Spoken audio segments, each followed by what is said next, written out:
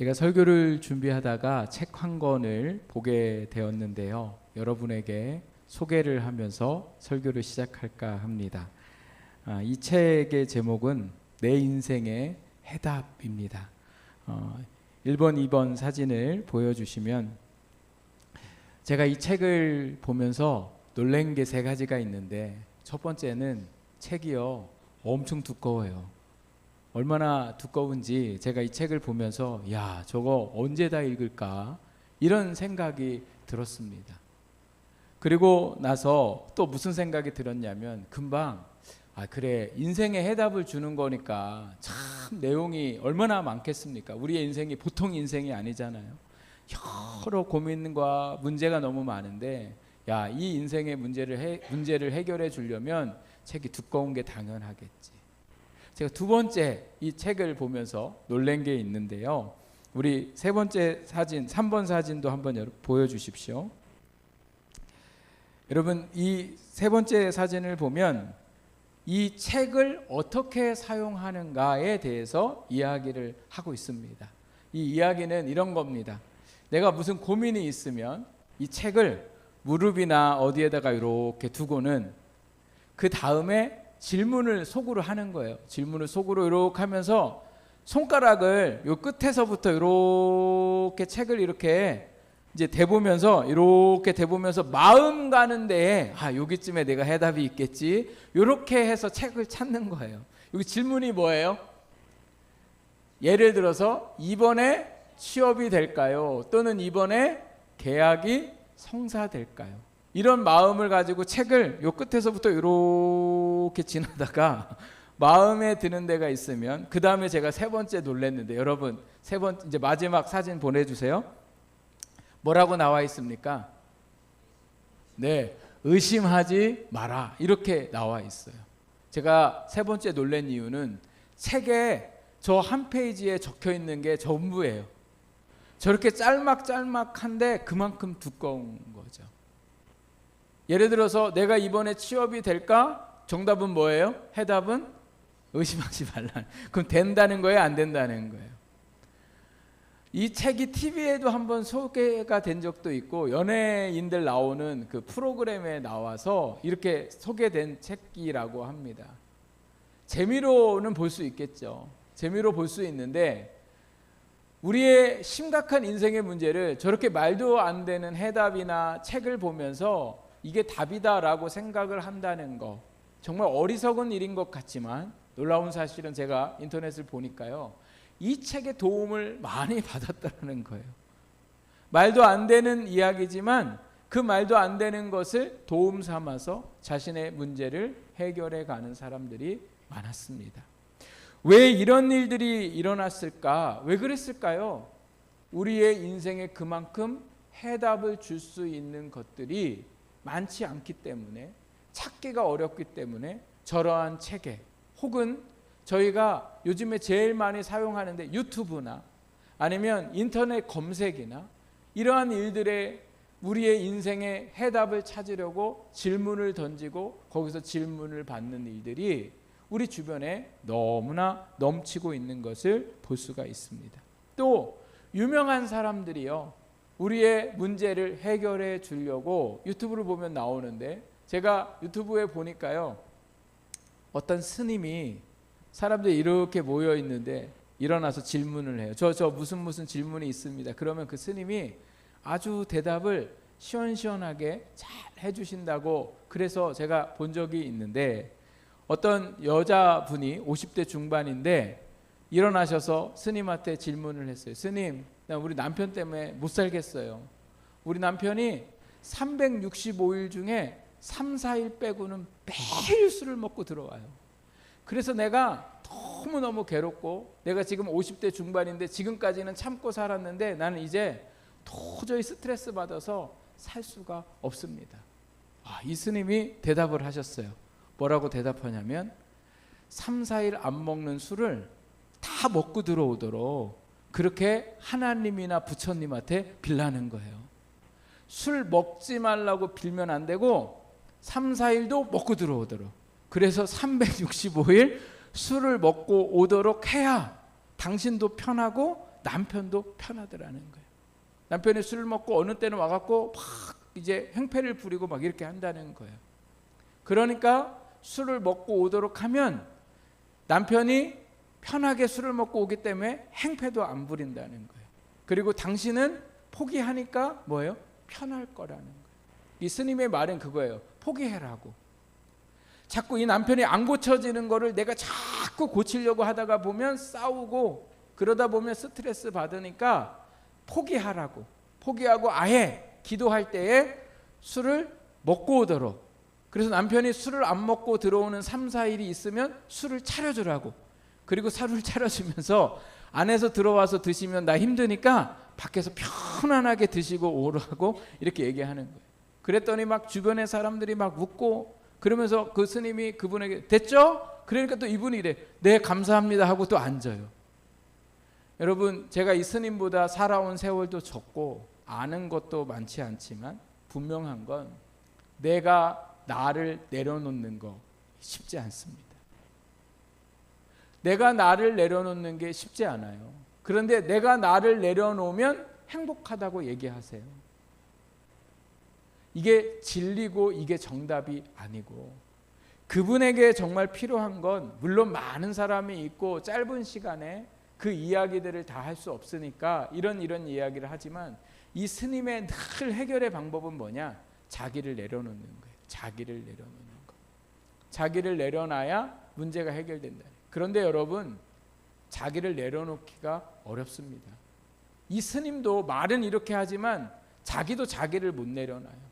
인간은 자기를 내려놓는 게 안 되는 존재들이에요. 그래서 우리가 우리를 내려놓게 하시는 하나님을 믿는 거예요. 그러니까 이분의 말이 어느 정도는 맞는 것 같지만 제가 생각할 때는 정답은 아니었더래요. 정답은 아니었다.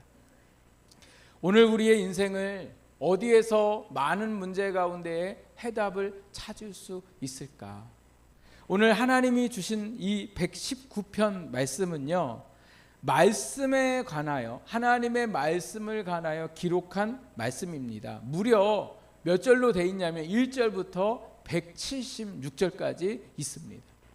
이 176절에 모든 처음부터 끝까지가 다 뭐에 관한 말씀이냐면 하나님의 말씀, 특별히 이 성경 말씀, 이 시편 기자가 이 시편을 쓴 사람이 있을 당시에 성경책은 뭐만 있었냐면 창세기, 출애굽기, 레위기, 민수기, 신명기, 이 5권의 책에 관하여 하나님의 말씀이 어떠한가에 대해서 말씀을 하고 있는데, 저희가 오늘 본 105절에서 112절 말씀은 특별히 시인이 인생의 위기와 고난 가운데에 하나님의 말씀이 자신에게 어떤 해답을 주었는지 그 말씀에 대해서 말씀하고 있는 것이 바로 오늘 우리가 함께 본 말씀입니다. 이 말씀 속에 이 시인이 자기의 인생의 위기와 고난을 맞게 되는데 그 이유는 뭐냐? 악인 때문에 그렇다는 거예요.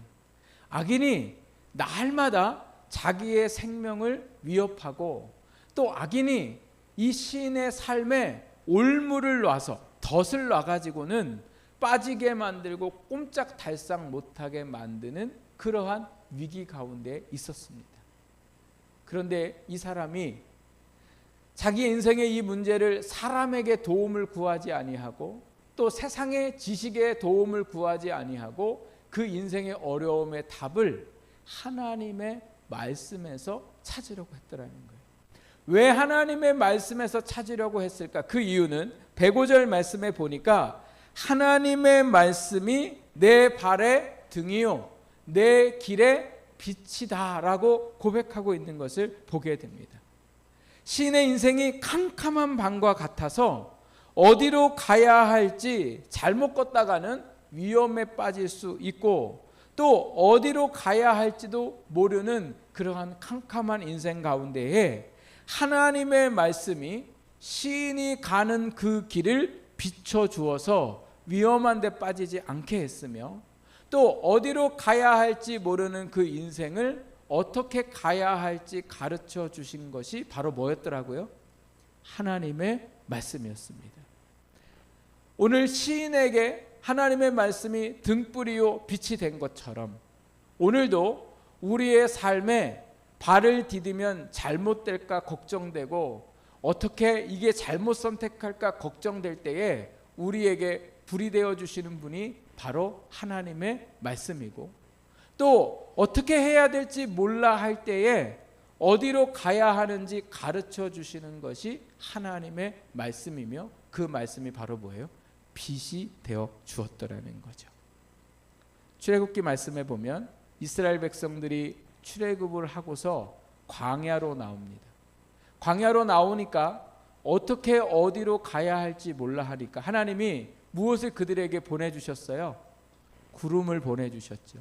그 구름이 낮에는 구름 기둥이 되고 밤에는 불 기둥이 되어서 그 어두운 밤을 밝혀주시고, 또 그 광야로 어디로 걸어가야 할지 몰라서 그 불기둥을 쫓아가면 밤에도 하나님이 인도하시는 대로 잘 걸어갈 수 있도록 그들을 40년 동안 하나님이 인도하셨더라는 겁니다.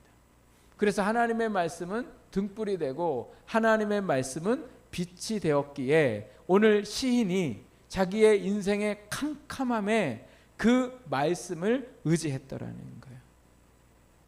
사도행전 27장 말씀에 보면 사도 바울이 죄수의 몸이 되어서 로마로 배를 타고 가다가 그 배가 풍랑을 만나게 됩니다.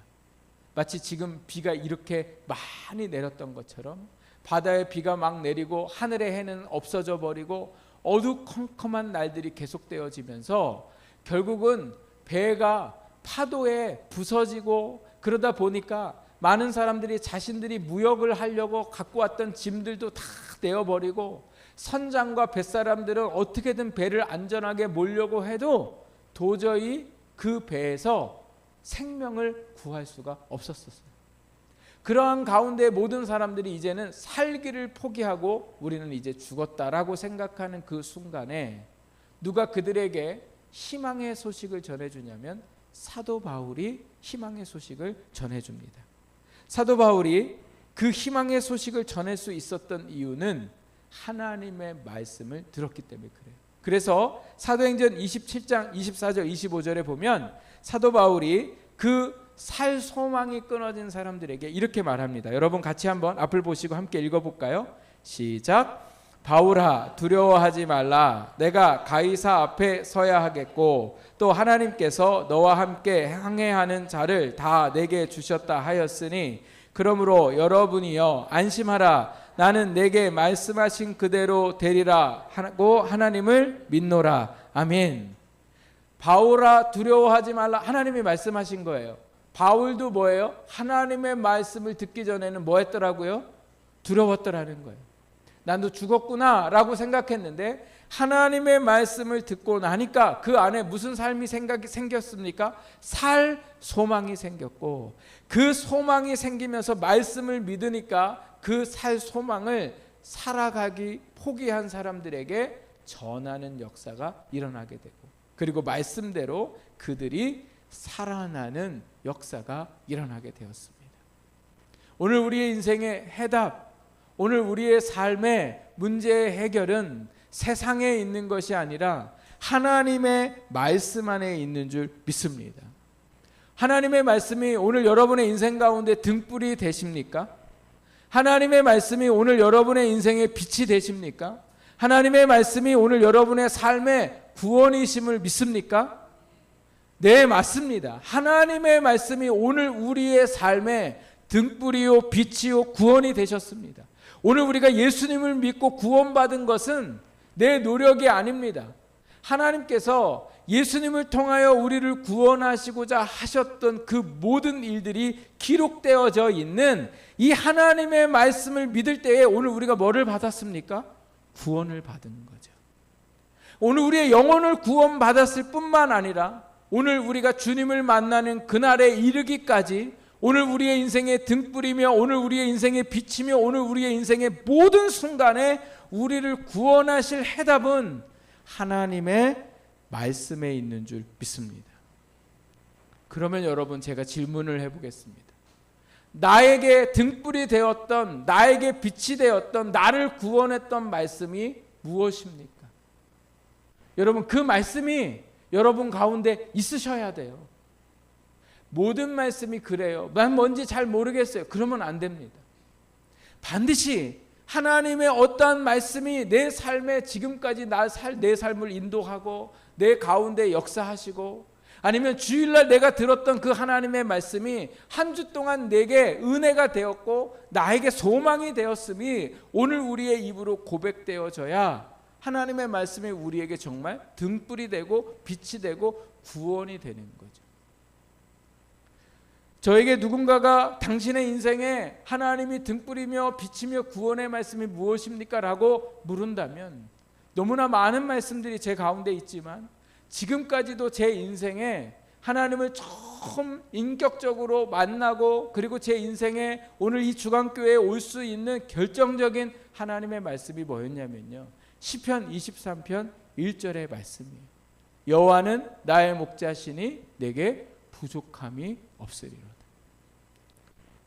우리 인생에 고민이 될 때마다, 염려가 될 때마다 제가 이 말씀을 붙들고 하나님이 나의 목자 되시니 내게 부족함이 없게 하실 것을 믿고 지금까지 살아오게 하신 말씀이 이 말씀이었어요. 제가 지난 수요일날 우리 가족 리더 되시는 분들과 함께 여쭤봤어요. 어떤 말씀이 여러분의 인생에 등불이 되고 빛이 되셨습니까?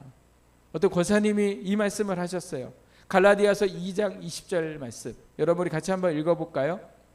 내가 그리스도와 함께 십자가에 못 박혔나니 그런즉 이제는 내가 사는 것이 아니요 오직 내 안에 그리스도께서 사시는 것이라.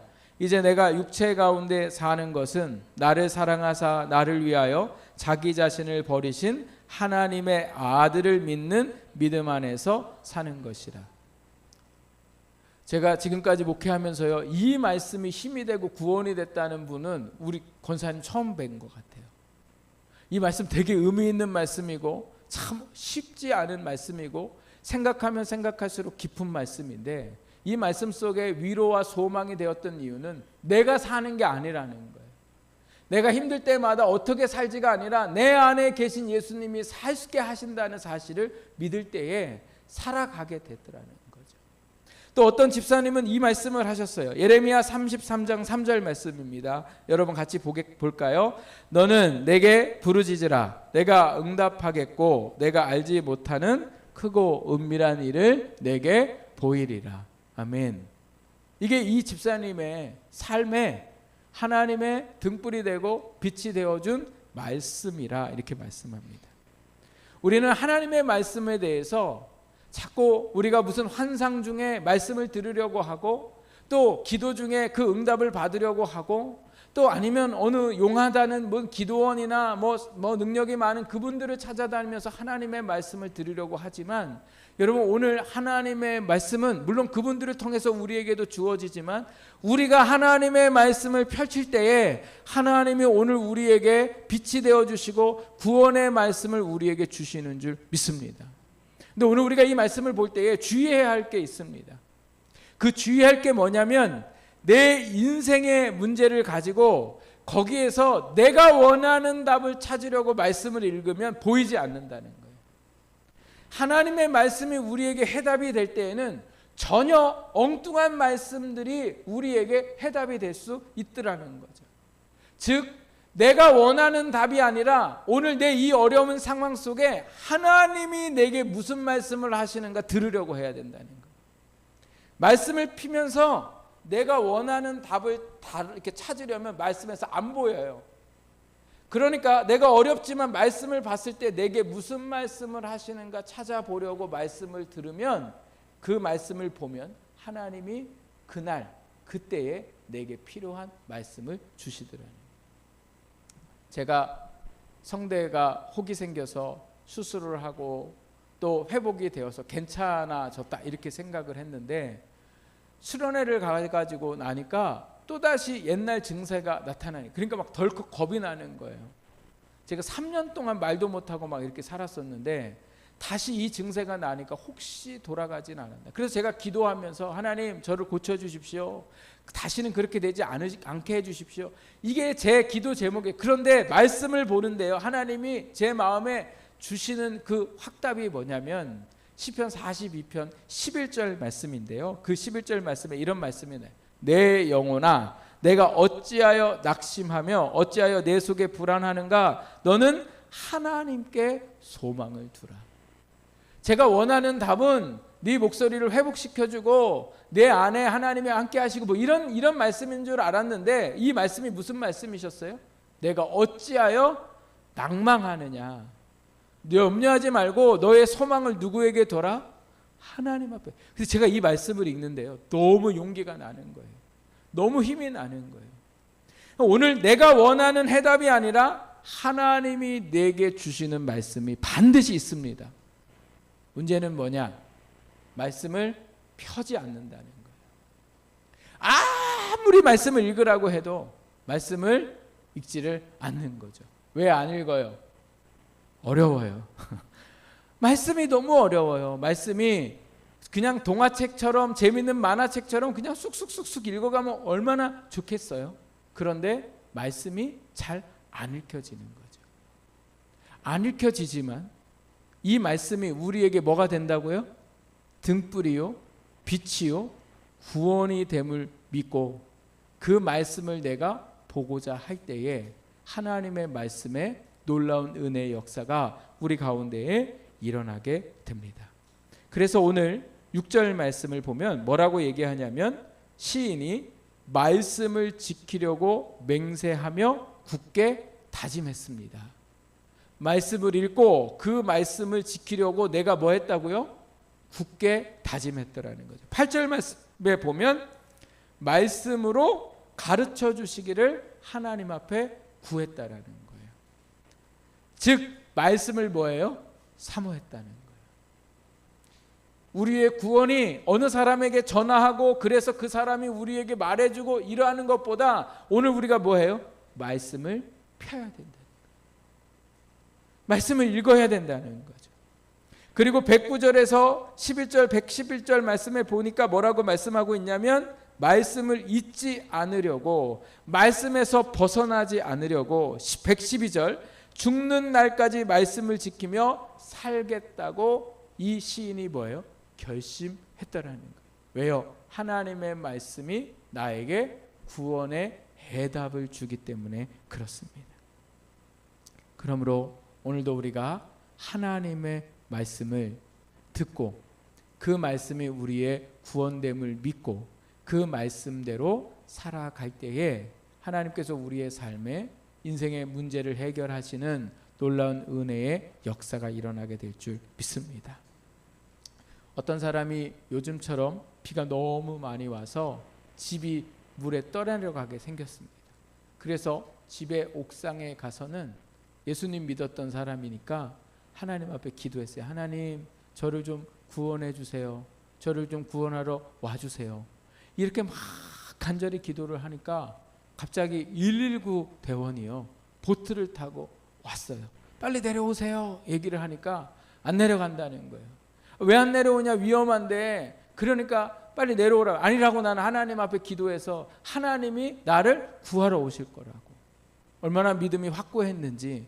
그래가지고 다른 사람을 구하러 가야 되니까 하도 안 내려오니까 그냥 112 대원이 다른 데로 가버렸어요. 그리고 집이 물에 쓸려 내려가고 이 사람이 죽어서 천국에 갔어요. 천국에 가서 하나님을 만나서 얘기했대요. 왜 나 구하러 안 왔어요? 그러니까 하나님이 얘기하셨대요. 내가 119를 보내지 않았냐. 근데 네가 119를 안 탔다.